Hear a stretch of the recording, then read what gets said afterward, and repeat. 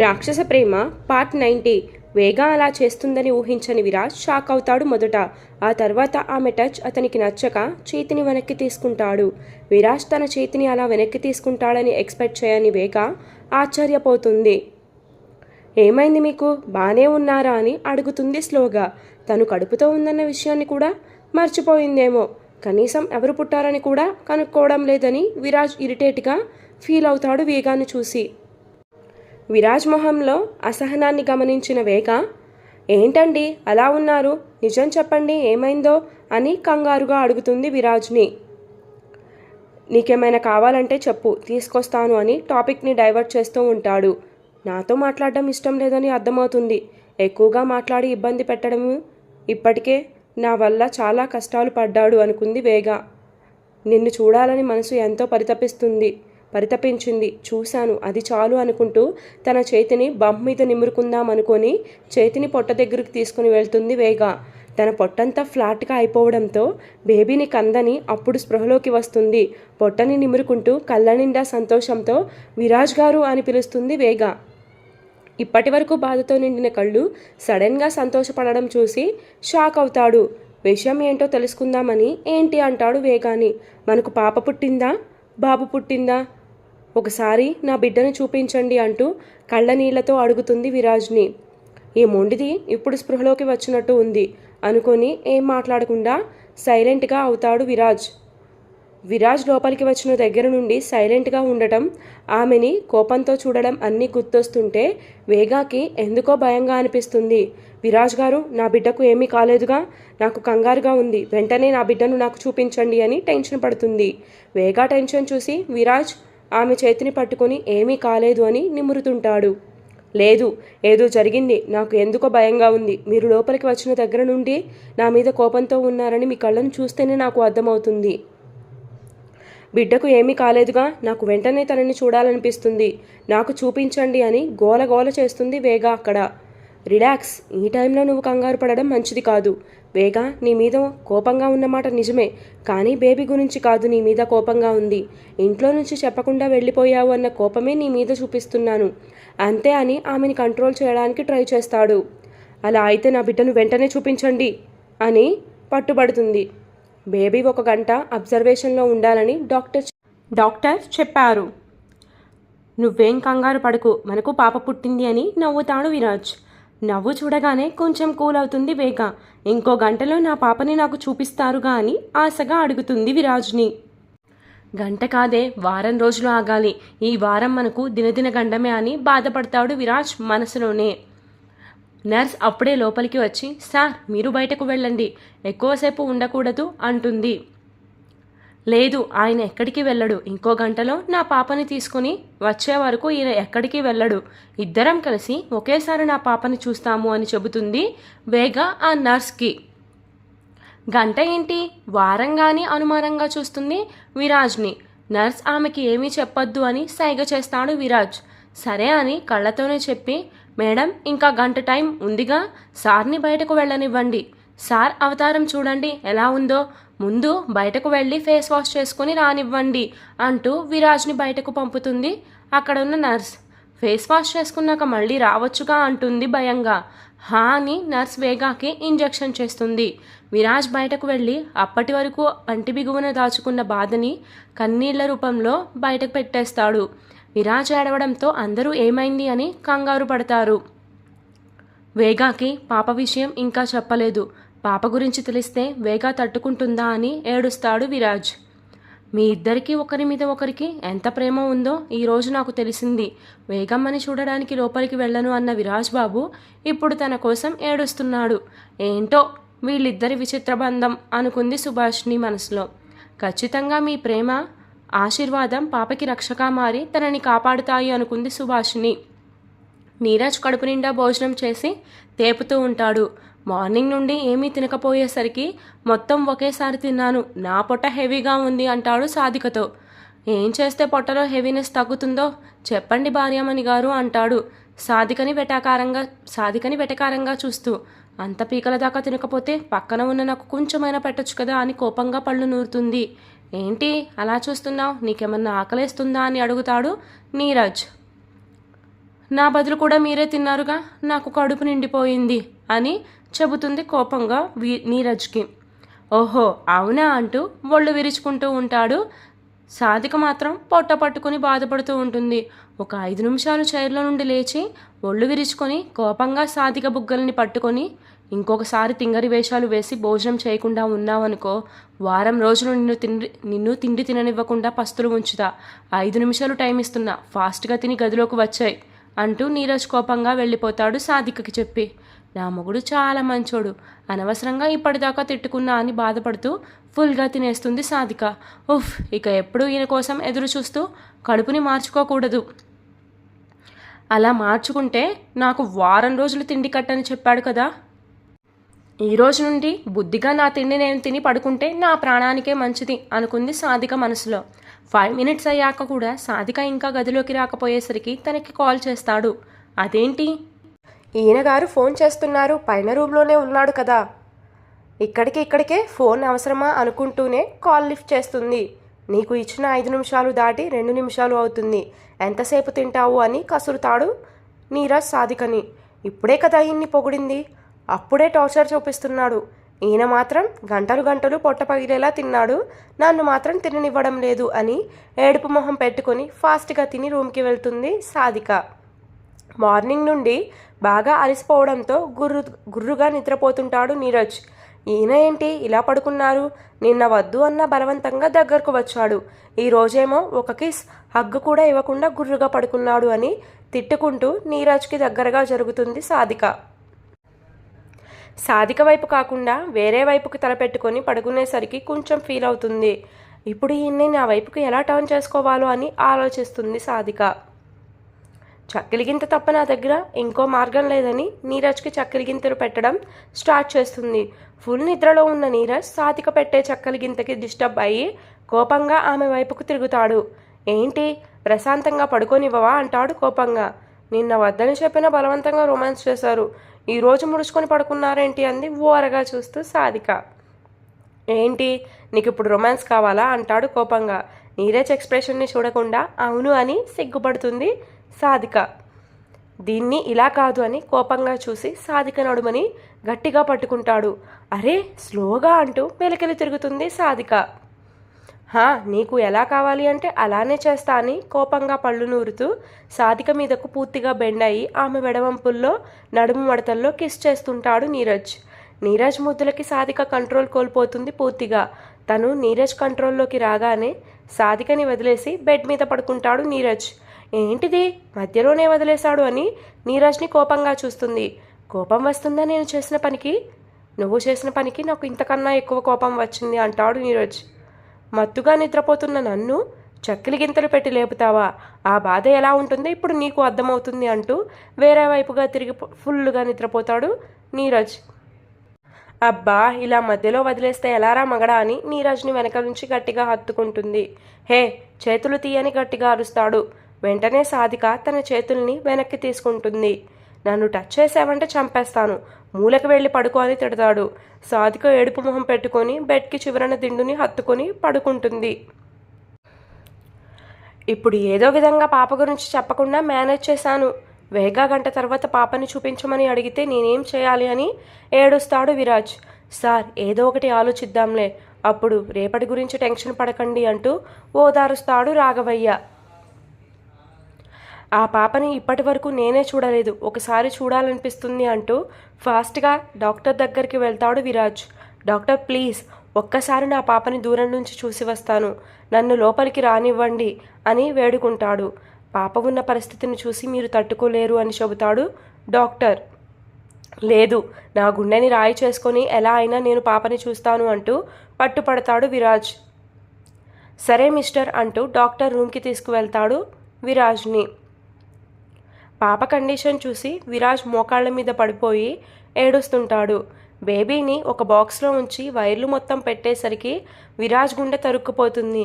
అంత చిన్న పాపని అలా చూడలేకపోతున్నా అని ఏడుస్తుంటాడు. నా పాపకి ఏం కాకూడదు అనుకుంటూ మోకాళ్ళ మీద వాలిపోతాడు. డాక్టర్ విరాజ్ పరిస్థితిని చూసి బాధపడుతుంది. బయటకు వెళ్ళి నాయక్ని పిలుస్తుంది. మీ సార్ పాపని అలా చూడలేకపోతున్నారు, వెంటనే బయటకు తీసుకురండి అని చెప్తుంది. నాయక్కి కూడా భయంగానే ఉంటుంది లోపలికి వెళ్ళాలంటే.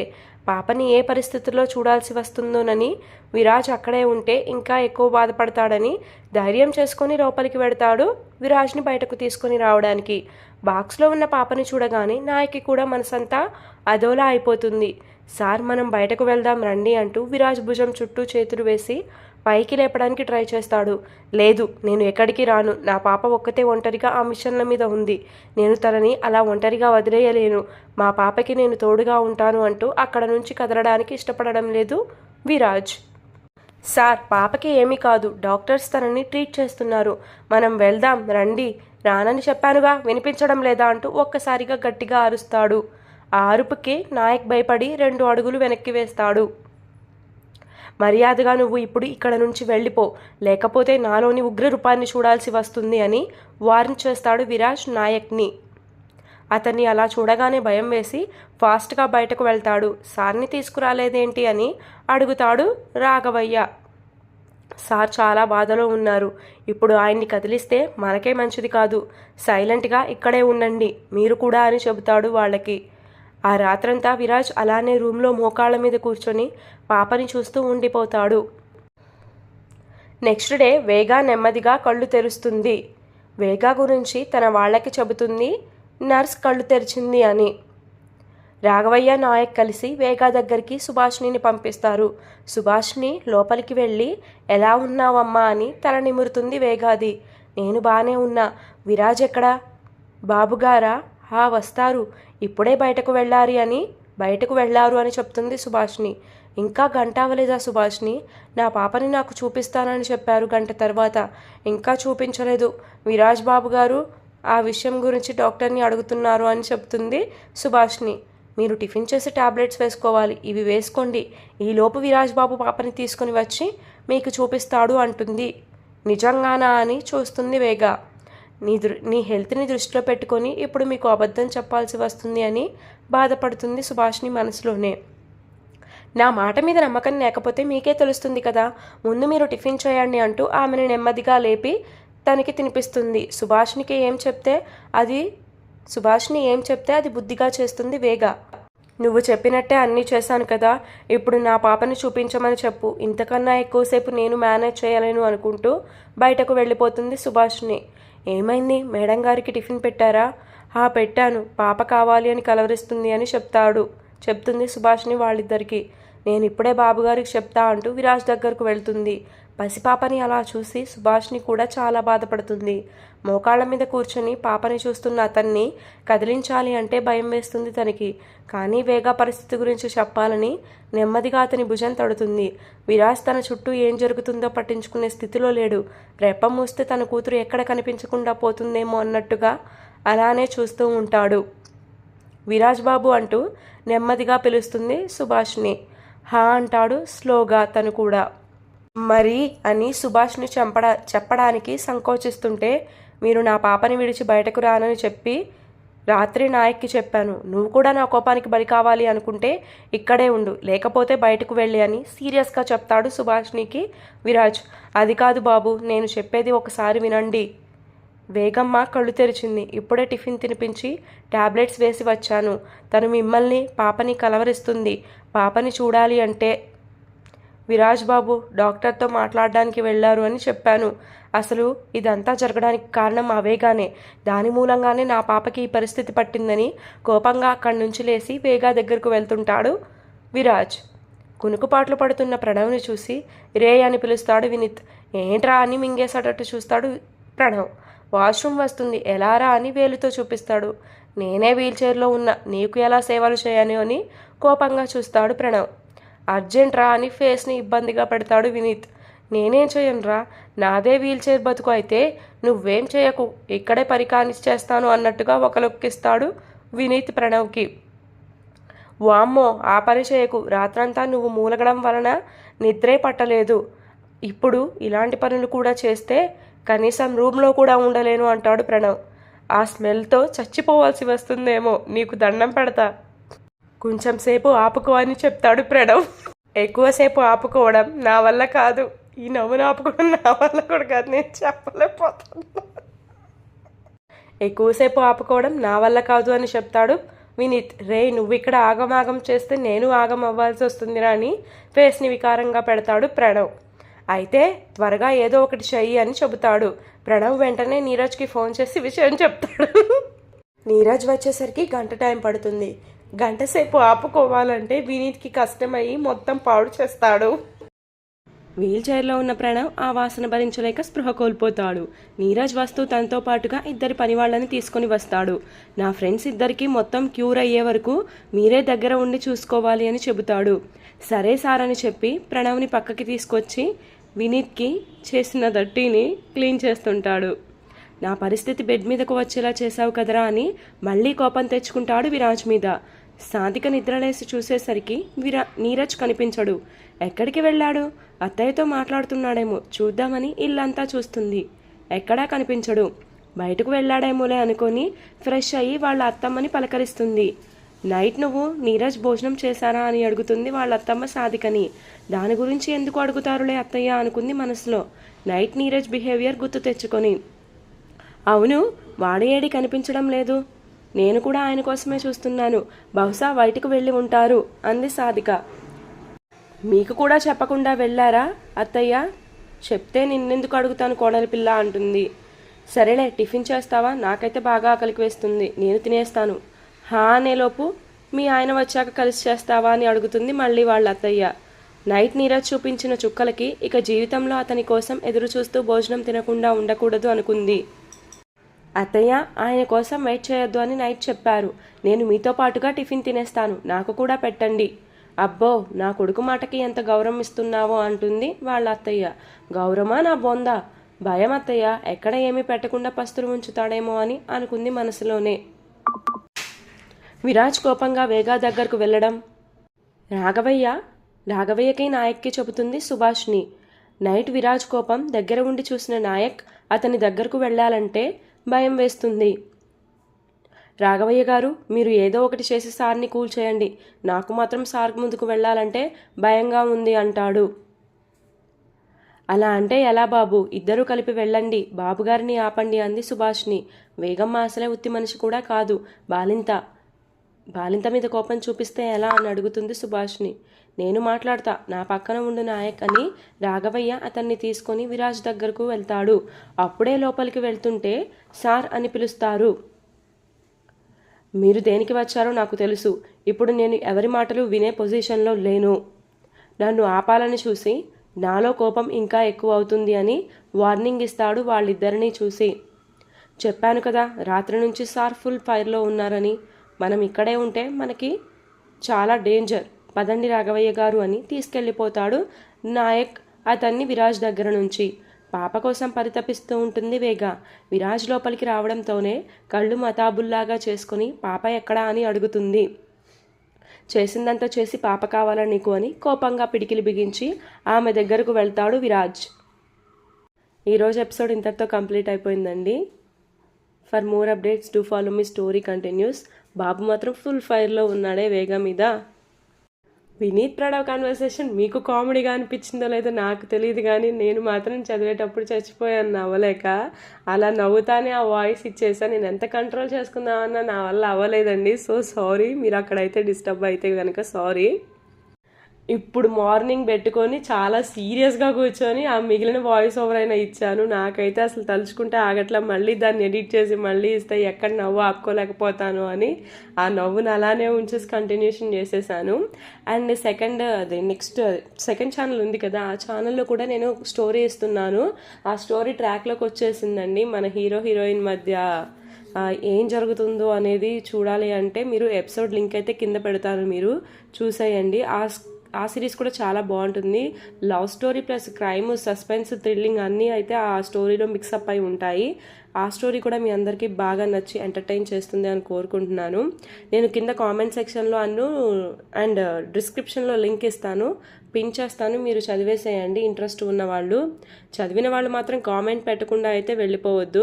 అండ్ నాకు రెగ్యులర్గా కామెంట్స్ పెట్టే వాళ్ళందరికీ చాలా థ్యాంక్స్. వాళ్ళు ఏదో ఒకటి స్టోరీలో ఏదో ఒకటి పార్ట్ తీసుకొని మాత్రం వాళ్ళు ఎక్స్ప్లెయిన్ చేస్తూ కామెంట్ పెడుతుంటారు. Thank you so much regular commenters అందరికీ. అందరూ చదివి వెళ్ళిపోవడం కాదు, మీరు కూడా కామెంట్ చేయండి, నార్మల్ రీడర్స్ కూడా. And thank you all, love you. ఈ రోజుకి సోది అయిపోయింది. ఈ రోజుకి ఈనాటి జ్యోతి వార్తలు సమాప్తం అనమాట. Bye bye, love you.